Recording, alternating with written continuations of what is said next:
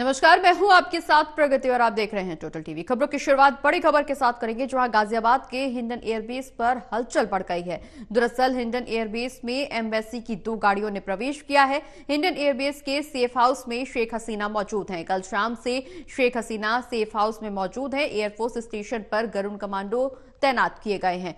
तो बड़ी खबर आपको बता दें, हिंडन एयरबेस के सेफ हाउस में शेख हसीना मौजूद है। कल शाम से शेख हसीना सेफ हाउस में मौजूद है। एयरफोर्स स्टेशन पर गरुड़ कमांडो तैनात हैं। गाजियाबाद के हिंडन एयरबेस पर हलचल बढ़ गई है। दरअसल हिंडन एयरबेस में एम्बेसी की 2 गाड़ियों ने प्रवेश किया है। हिंडन एयरबेस के सेफ हाउस में शेख हसीना मौजूद हैं। कल शाम से शेख हसीना सेफ हाउस में मौजूद हैं। बता दें कि बांग्लादेश हिंसा के बाद पीएम पद से इस्तीफा देकर शेख हसीना भारत आई हैं और कल शाम से सेफ हाउस में शेख हसीना मौजूद है। हिंडन एयरबेस के सेफ हाउस में शेख हसीना मौजूद है। कल शाम से ही शेख हसीना भारत में हैं और सेफ हाउस में मौजूद हैं। एयरफोर्स स्टेशन पर गरुड़ कमांडो तैनात हैं। गाजियाबाद के हिंडन एयरबेस पर हलचल बढ़ गई है। हिंडन एयरबेस में 2 एम्बेसी की गाड़ियों ने प्रवेश किया है। दरअसल एम्बेसी की 2 गाड़ियों ने हिंडन एयरबेस पर प्रवेश किया है, जिसके बाद से हलचल बढ़ी हुई नजर आ रही है।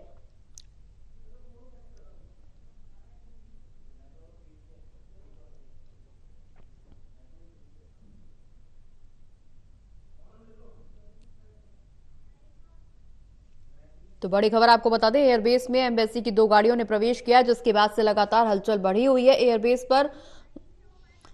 बता दें कि एयरफोर्स स्टेशन पर गरुड़ कमांडो तैनात हैं।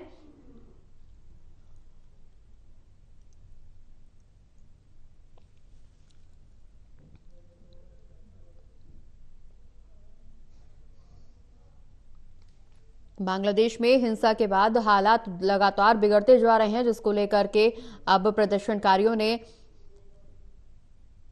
पीएम हाउस के अंदर घुसना भी शुरू कर दिया है। बता दें कि जिसके चलते शेख हसीना ने बांग्लादेश के पीएम पद से इस्तीफा दिया, जिसके बाद वो भारत आई और भारत में सेफ हाउस में शेख हसीना मौजूद है। करणवीर हमारे सहयोगी हमारे साथ फोन लाइन पर जुड़ गए। करणवीर, कल शाम से शेख हसीना सेफ हाउस में मौजूद हैं।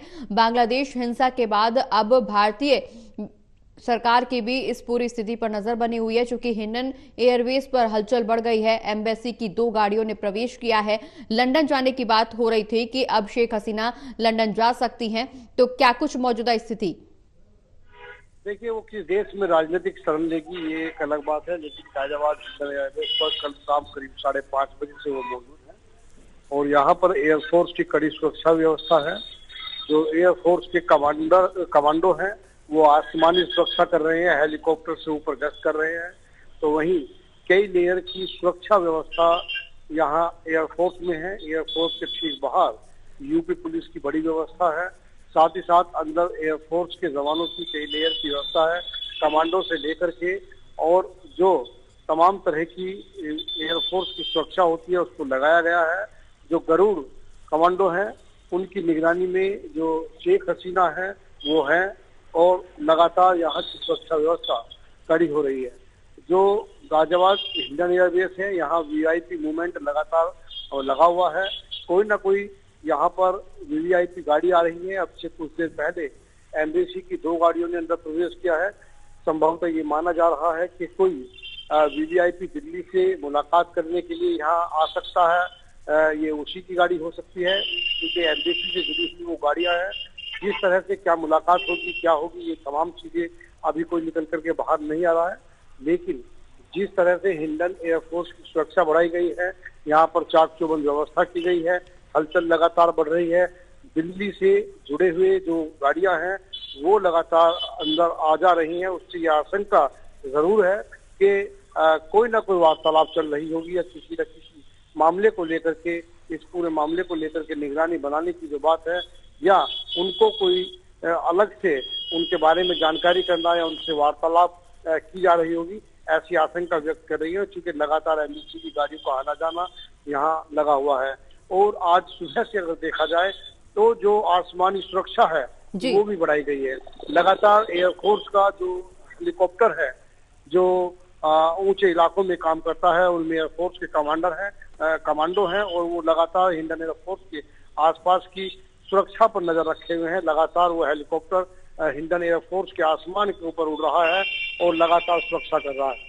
जिस तरह से मूवमेंट बढ़ा हुआ, उससे लगता है कि हो सकता है कोई ना कोई फैसला आए या किसी भी तरह से। बिल्कुल करणवीर, इस दौरान सर्वदलीय बैठक भी बुलाई गई थी। अब विपक्ष का भी सरकार को समर्थन मिल रहा है, चूंकि एस जयशंकर ने नेताओं को ब्रीफ किया था, मौजूदा स्थिति के बारे में अवगत कराया था। विपक्ष भी सरकार के साथ है, तो निश्चित तौर पर भारत की तरफ से भी इस पूरे मामले पर नजर बनाए हुए हैं केंद्र सरकार।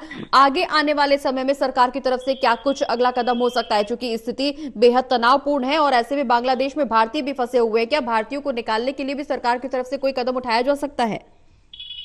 बिल्कुल, देखिए बांग्लादेश के हालात क्या है, किस तरह का प्रदर्शन है, किस तरह के हालात है।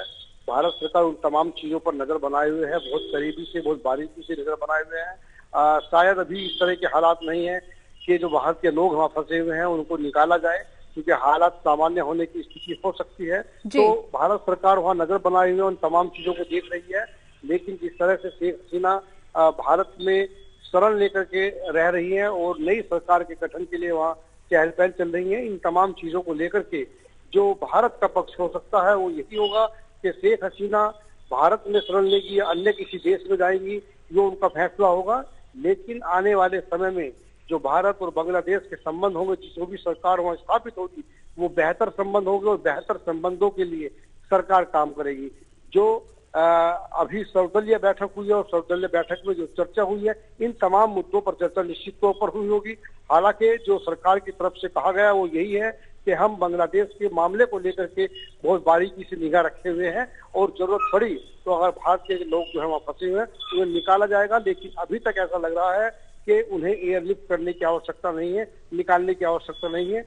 बहुत जल्दी वहाँ के हालात सामान्य हो जाएंगे और भारत सरकार भी बांग्लादेश के साथ हो सकता है अच्छा व्यवहार, अच्छा संबंध रखे, चाहे सरकार वहाँ कोई भी आए। और जो शेख हसीना का मामला है, शेख हसीना को शरण देने का मामला है, वो अभी किस तरह से तय करेंगी, कहाँ वो राजनीतिक शरण देगी, वो उनके ऊपर डिपेंड होगा। चलिए, बहुत बहुत शुक्रिया करणवीर, ये तमाम जानकारी हमारे दर्शकों तक पहुंचाने के लिए।